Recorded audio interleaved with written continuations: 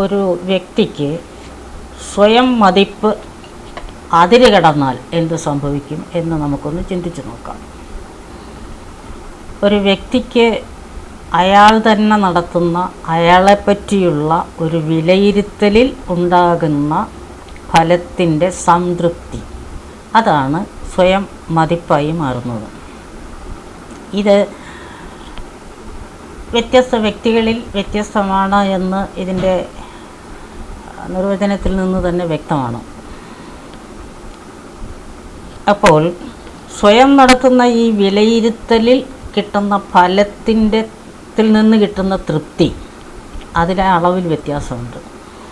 ഓരോ വ്യക്തിയിലും ഓരോ തരത്തിലാണ്, ഓരോ അളവിലാണ്. അതായത് വ്യക്തിത്വത്തിൻ്റെ സവിശേഷതകൾ തന്നെ വ്യത്യസ്ത വ്യക്തികളിൽ വ്യത്യസ്തമാണ്. ആത്മവിശ്വാസം പോലെ തന്നെ ഒരു നല്ല ഗുണമാണ് ഈ സ്വയം മതിപ്പ്. ആത്മവിശ്വാസം ഉണ്ടെങ്കിലേ സ്വയം മതിപ്പുണ്ടാകൂ, സ്വയം സംതൃപ്തി ഉണ്ടാകൂ. ഞാൻ ശരിയാണ്, മറ്റുള്ളവരെല്ലാം തെറ്റാണ് എന്ന് ചിന്തിക്കുന്ന ആൾക്കാർ കുറേയേറെ നമ്മുടെ സമൂഹത്തിലുണ്ട്. മറ്റുള്ളവർക്കൊക്കെ നല്ല നല്ല ഗുണങ്ങളുണ്ട്, എനിക്ക് അവയൊന്നും അത്രത്തോളം ഇല്ല എന്ന് ചിന്തിക്കുന്ന ആളുകളും ആ അഭിപ്രായമുള്ള ആളുകളും ഉണ്ട്. ഞാനും ശരിയല്ല, മറ്റാരും ശരിയല്ല, ഒന്നും ശരിയല്ല, ഈ വ്യവസ്ഥിതി തന്നെ മാറിയെങ്കിലേ കാര്യങ്ങളൊക്കെ നേരെയാകൂ എന്ന് ചിന്തിക്കുന്നവരുമുണ്ട്. ഞാനും ശരിയാണ്, എല്ലാം ശരിയാണ്, ലോകം ശരിയാണ്, എല്ലാം അഥവാ ചെറിയ തെറ്റുണ്ടെങ്കിലും അതൊക്കെ ക്രമേണ മാറിക്കൊള്ളാവുന്നതേ ഉള്ളൂ എന്ന് ചിന്തിക്കുന്നവരും വളരെ കുറേ ഉണ്ട്. ഈ അഭിപ്രായങ്ങൾക്കൊക്കെ അനുസൃതമായി അവരവർക്ക് ഉള്ള സ്വയം മതിപ്പിലും ഏറ്റക്കുറച്ചിലുകൾ ഉണ്ടാകും. എനിക്ക് കഴിവുണ്ട്, ബുദ്ധിയുണ്ട്, പ്രവർത്തനക്ഷമതയുണ്ട്, യുക്തിയുണ്ട്, വിവേകമുണ്ട്, കാഴ്ചപ്പാടുകളുണ്ട് എന്നൊക്കെ പറഞ്ഞ് സ്വയം ചിന്തിക്കുന്ന ആളുകൾ ഈ ഓരോ സവിശേഷതയും വ്യക്തമായി വിലയിരുത്തിയിട്ട് മറ്റുള്ളവർക്ക് ഇതൊക്കെ തന്നേക്കാൾ കുറവാണ് എന്ന് ചിന്തിക്കുന്ന ആളുകളും ഉണ്ട്. അങ്ങനെ ചിന്തിക്കുമ്പോൾ അവർ ഈ നിഗമനത്തിലെത്തുമ്പോൾ അവരിൽ ക്രമേണ ഉത്കർഷതാബോധം വളരുവാൻ തുടങ്ങും. അവരിൽ ഉത്കർഷതാബോധം ഉണ്ടായി വരുമ്പോൾ അവർ മറ്റുള്ളവരിൽ അവരുടെ പ്രവർത്തനങ്ങളിലും കാര്യങ്ങളിലൊക്കെ തന്നെയും കുറവുകൾ, മോശമായിട്ടുള്ള കാര്യങ്ങൾ ദർശിക്കാൻ കണ്ടെത്തും. അത് അവരിൽ ആരോപിക്കുവാനും തുടങ്ങും. അങ്ങനെ തുടങ്ങുമ്പോൾ അത് കുറ്റപ്പെടുത്തലിൻ്റെ ഒരു ശൈലിയിലേക്ക് മാറാൻ തുടങ്ങും. ഇതൊരു കുടുംബനാഥനോ ഒരു സ്ഥാപന മേധാവിയോ ആണെങ്കിൽ ഈ കുറ്റപ്പെടുത്തലുകളുടെ തീവ്രത കൂടുകയും ചെയ്യും. തുടർന്നുള്ള കാര്യങ്ങളും മാറ്റമുണ്ടായിരിക്കും. കാരണം ആശ്രയം നൽകുന്ന ആളിൻ്റെ ഉത്കർഷതാബോധം ആശ്രയിക്കുന്ന ആളിൻ്റെ അപകർഷതാബോധത്തിന് വഴിയൊരുക്കും. എതിർത്തു പറയാൻ കഴിയാത്തതുകൊണ്ട് ഇഷ്ടപ്പെടുന്നില്ലെങ്കിലും കേൾക്കുന്നവർ മൗനം പാലിക്കുകയും ചെയ്യും. ഈ നിർവികാരത അഭിനയിച്ചുകൊണ്ട് നിൽക്കുന്ന സമയത്ത് അവരിൽ വെറുപ്പ് വളരുകയാണ് എന്ന കാര്യം നമ്മുടെ ഈ കുറ്റപ്പെടുത്തുന്ന കക്ഷി ഓർക്കുന്നില്ല. അറിയുന്നുണ്ടാവും, ഒരുപക്ഷെ ഓർക്കുന്നുണ്ടാവും, വില കൊടുക്കുന്നുണ്ടാവില്ല. ക്രമേണ ഈ കുറ്റപ്പെടുത്തലുകൾ മാത്രം പ്രതീക്ഷിക്കാവുന്ന ആളെ കാണാതിരിക്കാൻ ശ്രമിക്കും.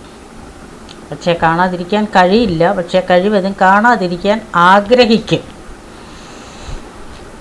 വീട്ടിൽ പഠിക്കുന്ന കുട്ടികളായാലും ഓഫീസിൽ പണിയെടുക്കുന്ന ആൾക്കാരായാലും അവരുടെ പ്രവർത്തനക്ഷമതയെ അത് ബാധിക്കും. അവരുടെ താല്പര്യത്തെ, ആ സമീപനത്തെ പിന്നോട്ട് വലിക്കുകയും ചെയ്യും. പണി ചെയ്യാനുള്ള അല്ലെങ്കിൽ പഠിക്കാനുള്ള താല്പര്യത്തെ, ആ രീതിയെ പിന്നോട്ട് വലിക്കുകയും ചെയ്യും. അങ്ങനെ വരുമ്പോൾ തന്നെ അവരുടെ പ്രവർത്തനക്ഷമത കുറയും. അങ്ങനെ വരുമ്പോൾ കുറ്റപ്പെടുത്തലുകൾ കൂടും. അങ്ങനെ ഇത് രണ്ടും പ്രവർത്തനക്ഷമത കുറഞ്ഞും കുറ്റപ്പെടുത്തൽ കൂടിയും വരുന്നതോടെ ഒപ്പം രംഗം വഷളായി തുടങ്ങും. കുടുംബാന്തരീക്ഷമാണെങ്കിൽ സ്നേഹത്തിൻ്റെ ഊഷ്മളതയുടെ സ്ഥാനത്ത് വെറുപ്പിൻ്റെ വിളനിലമാണ് വളർന്നു വരിക. കുട്ടികൾ എതിരായി ചിന്തിച്ചു തുടങ്ങും. വീട്ടിൽ നിന്ന് അകന്നു നിൽക്കാൻ ആഗ്രഹിക്കും. സമാധാനവും സന്തോഷവും കുടുംബം വിട്ടു പോകും. കാര്യങ്ങളാകെ കൈവിട്ടു പോകും. തുടർന്ന് ഒളിച്ചോട്ടം, ആത്മഹത്യ, മയക്കുമരുന്നുകളുടെ ഉപയോഗം, മാനസിക സമ്മർദ്ദം തുടങ്ങിയുള്ളവയൊക്കെ പ്രതീക്ഷിക്കാം. തൻ്റെ പ്രതീക്ഷകൾക്കനുസരിച്ച് തിരുത്തലുകൾ നടത്താത്ത, തന്നോട് ബഹുമാനം കുറഞ്ഞുപോയ, തന്നെ വേണ്ടത്ര ബഹുമാനിക്കാത്ത, തന്നോട് നന്ദിയില്ല എന്ന് പോലും തോന്നുന്ന തരത്തിലുള്ള കാര്യങ്ങളാണ് നടക്കുന്നത് എന്ന് ചിന്തിച്ചുകൊണ്ട് കുറ്റപ്പെടുത്തുന്ന ആൾക്ക് മനസ്സ് അസ്വസ്ഥമാകുന്നു.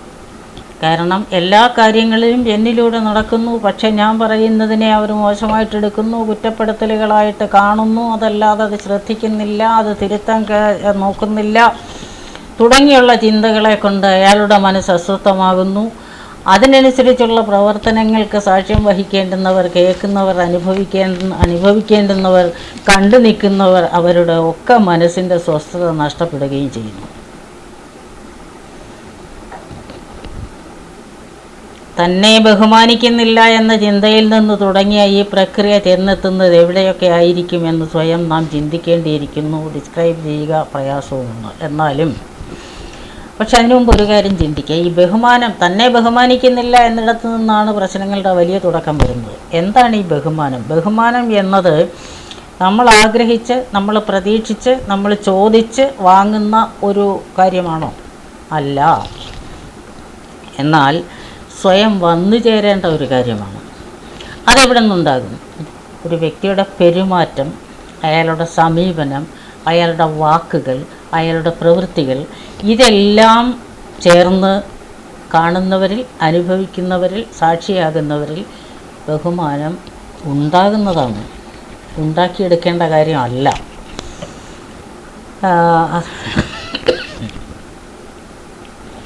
അതുമാത്രമല്ല, ബഹുമാനം ഇങ്ങോട്ട് മാത്രം വരുന്ന ഒരു സംഗതിയല്ല.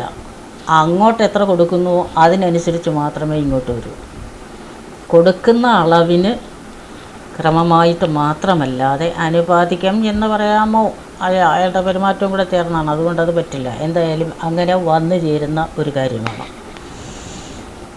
കൊടുക്കുന്ന അളവിൽ തിരിച്ചു കിട്ടും. ആരെയും ബഹുമാനിക്കാത്ത ആളെ ആരും ബഹുമാനിക്കില്ല. എസ്പെഷ്യലി പ്രതിപക്ഷ ബഹുമാനം അത്യാവശ്യം. അതില്ലാത്ത പക്ഷം എല്ലാം താളം തെറ്റും. ഇനി മറ്റുള്ള ആളുകളും സ്വതന്ത്ര വ്യക്തികളാണ്, നമ്മെപ്പോലെ തന്നെയുള്ളവരാണ് എന്ന് ചിന്തിച്ചുകൊണ്ട് അവരെയും ബഹുമാനിക്കുന്ന തരത്തിലേക്ക് മനസ്സുകൾ മാറണം. ഇനി മറ്റ് വ്യക്തികൾ എന്ന് മാത്രം ചിന്തിച്ചാലും പോരാ. ഓരോ വ്യക്തിയും, ഓരോ പക്ഷിയും, ഓരോ മൃഗവും, ഓരോ പുഴുവും, ഓരോ പുല്ലും ഈ പ്രപഞ്ചത്തിൽ ജീവിക്കാൻ അവകാശമുള്ളവരാണ്. അവർക്കൊക്കെ വ്യക്തമായ സ്ഥാനമുള്ളവരാണ്, നിർദ്ദിഷ്ട സ്ഥാനങ്ങളുള്ളവരാണ്. അവകാശങ്ങളുണ്ട്, സ്വാതന്ത്ര്യമുണ്ട്, ഒക്കെയുണ്ട്. ഇനി ജീവിക്കാനുള്ള അവകാശവും സ്ഥാനവും മാത്രം പോരാ, ഒരു കാര്യം കൂടിയുണ്ട്. ഈ പുൽകൾക്കും പുഴുക്കൾക്കും പക്ഷിക്കും മൃഗത്തിനും എല്ലാം മനുഷ്യനുള്ളതുപോലെ തന്നെ വ്യക്തമായ സ്ഥാനമുണ്ട്. ഒപ്പം അവ ഓരോന്നും കൂടി ചേർന്നെങ്കിൽ മാത്രമേ പ്രപഞ്ചം പൂർണ്ണമാവുകയുള്ളൂ. ആ സ്ഥിതിക്ക് നമ്മളെ മാത്രം ബഹുമാനിക്കാൻ നിൽക്കാതെ പ്രതിപക്ഷത്തുള്ള ഓരോ ജീവിയെയും ബഹുമാനിക്കാൻ കൂടി പഠിച്ചാൽ ബഹുമാനം വന്നു ചേർന്നുകൊള്ളും. അല്ലാതെ നമ്മുടെ കുറ്റപ്പെടുത്തൽ കൊണ്ടോ നമ്മൾ ആവശ്യത്തിനുള്ളതൊക്കെ കൊടുക്കുന്നത് കൊണ്ടോ ഒന്നും ആവില്ല. ഈ പ്രപഞ്ചത്തിൻ്റെ അനിഷേധ്യ ഭാഗങ്ങളായ ഓരോ ജീവനെയും നമ്മുടെ ജീവനെ പോലെ കരുതാൻ കഴിഞ്ഞില്ലെങ്കിൽ ഇല്ലെങ്കിലും ജീവികളാണ് എന്നും അവർക്കും അവകാശങ്ങളും കാര്യങ്ങളും ഒക്കെ ഉണ്ട് എന്നുമെങ്കിലും കരുതിക്കൊണ്ട് ജീവിച്ചാൽ പ്രശ്നം ഉണ്ടാവില്ല. അതൊന്നുമല്ല, ഞാൻ മാത്രമേ ഉള്ളൂ കേമൻ, ഞാൻ മാത്രം മിടുക്കനാണ്, ഞാൻ മാത്രം നല്ലവനാണ്, എനിക്ക് മാത്രം കഴിവുണ്ട് എന്നൊക്കെ ചിന്തിച്ചുകൊണ്ട് എപ്പോഴും ഇങ്ങനെ പറഞ്ഞു ഊവി വിളിച്ച് നടക്കുന്ന ആളുകളെ പറ്റി നമുക്ക് സഹതപിക്കാനല്ലാതെ യാതൊന്നും കഴിയില്ല. പക്ഷേ അവർ അത്യാവശ്യ ജീവിത കാര്യങ്ങൾക്ക് വേണ്ടി മാത്രമല്ല, ആഡംബര ജീവിതത്തിന് പോലും കാര്യങ്ങളെല്ലാം കൊടുക്കുന്ന ഞാൻ, ആവശ്യമുള്ളതെല്ലാം നിറവേറ്റുന്ന ഞാൻ പറയുന്നത് ശ്രദ്ധിക്കേണ്ടതല്ലേ, അതനുസരിച്ച് തിരുത്തലുകൾ നടത്തേണ്ടതല്ലേ എന്നൊക്കെ ചിന്തിച്ചുകൊണ്ട് വീണ്ടും അടുത്തടുത്ത കുറ്റപ്പെടുത്തലുകളിലേക്ക് പോകുമ്പോൾ ഒന്നോർക്കണം, ഇത് കേൾക്കുന്ന ആൾക്ക് ഉണ്ടാകുന്ന മാനസികാവസ്ഥ എന്തായിരിക്കും. ഇനി മറ്റുള്ളവർ തന്നെ എങ്ങനെ കാണണം എന്നൊരു കാഴ്ചപ്പാട് ഈ കൂട്ടർക്കുണ്ട്.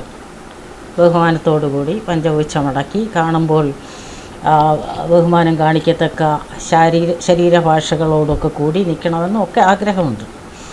അവർ എങ്ങനെ മറ്റുള്ളവർ എന്നെ കാണണം എന്നാഗ്രഹിക്കുന്ന ആൾ അവരിപ്പോഴെങ്ങനെയാണ് കാണുന്നത് എന്നുകൂടി ചിന്തിക്കാൻ നന്നായിരിക്കും. വ്യക്തികൾ വ്യത്യസ്തരാണെന്നും അവരുടെ പ്രവർത്തനക്ഷമതയും കാര്യശേഷിയും പ്രവർത്തന ശൈലിയും ഒക്കെ തൻ്റേതുപോലെ തന്നെ ആകണമെന്നും ശഠിക്കുന്നത് മൂഢത്തരമാണെന്നും തിരിച്ചറിയേണ്ടതുണ്ട്. കുറ്റപ്പെടുത്തലുകളുടെ സ്ഥാനത്ത് സ്നേഹമസൃണമായ തിരുത്തലുകളും ഉപദേശങ്ങളും ആയിരുന്നെങ്കിൽ എത്ര നന്നായിരുന്നേനെ. ഓരോ വാക്കും കേൾക്കുന്നവരുടെ മനസ്സിനെ എങ്ങനെ ബാധിക്കും, ഈ സംവേദനങ്ങളുടെ ഫലം എന്തായിരിക്കും എന്നുകൂടി ആലോചിക്കാൻ കഴിഞ്ഞിരുന്നെങ്കിലോ. തന്നെപ്പോലെ പണവും സാഹചര്യങ്ങളും ഉണ്ടായിരുന്നെങ്കിൽ താൻ പറയുന്നതെല്ലാം കേട്ട് നിൽക്കുന്ന ഈ ആളുകൾ അങ്ങനെ ചെയ്യുമായിരുന്നോ? അവർക്കും ഒരാളുടെ ഔദാര്യത്തിന് കാത്തു നിൽക്കേണ്ട ആവശ്യമില്ലെങ്കിൽ അവരുടെ കുറ്റപ്പെടുത്തലുകളും സുഖകരമല്ലാത്ത വർത്തമാനങ്ങളും കേട്ടു നിൽക്കേണ്ട ആവശ്യം ഉണ്ടാവില്ല. ജീവിതാവശ്യങ്ങൾ നിറവേറ്റുന്നതോടൊപ്പം, അതായത് ഒപ്പം ഉള്ള ആളുകളുടെ വീട്ടിലുള്ളവരുടെ ഒക്കെ ജീവിതത്തിന് വേണ്ട എല്ലാ ആവശ്യത്തിനും അനുസരിച്ച് വേണ്ട പണം കൊടുക്കുന്നത് പോലെ അവരുടെ സമാധാനപരമായ ജീവിതത്തിന് തനിക്ക് എന്തെങ്കിലും പങ്കുണ്ടോ എന്നുകൂടി ആലോചിക്കുന്നതും നന്നായിരിക്കും.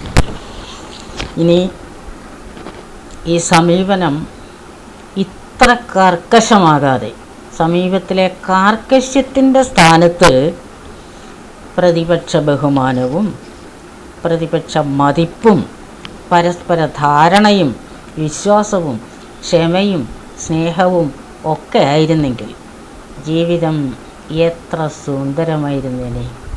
നമസ്കാരം.